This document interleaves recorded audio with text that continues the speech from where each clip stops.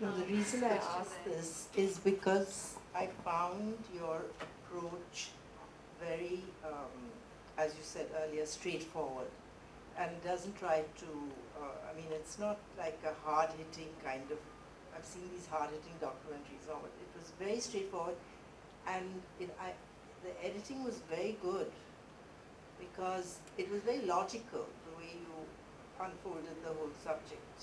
I think the thing about this subject is that most audiences, I mean, the decision made very early on was this was a film for the kind of educated general public. It wasn't to preach to the choir, and it wasn't for specialists. So, you know, most people have never even given a moment's thought to this subject, and there's a lot of, you know, kind of background material that you have to feed in for people to understand really what's happening. So that was a big imperative.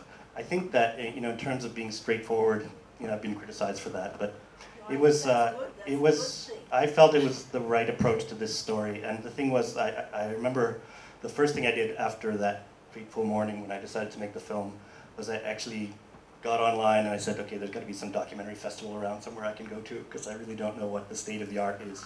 And there happened to be one in Oxford. And I had to go to the UK anyway for something, so I was like, great, I'll go to that.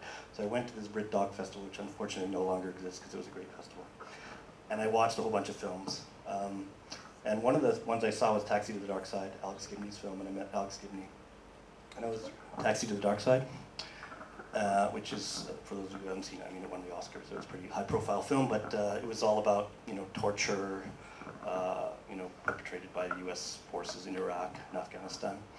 And the thing that really impressed me about that film was he took a very civilized approach to the subject matter. He didn't try to get polemical. He could so easily have done that. But he allowed the horrific facts to speak for themselves. And I think that was an exceptionally good choice. Because, you know, you don't need to be polemical with subject matter like this. It just speaks for itself. You know, I mean, I've shown this film, and it's been shown to lots of people from the pharmaceutical industry, for example, and I've never had anybody say, "What, you know, this is not true." You know, that like, even the people that railed against it, they never said, "Your facts are wrong. This is not true. You misrepresented." Da, da, da. They, you know, will come with other things.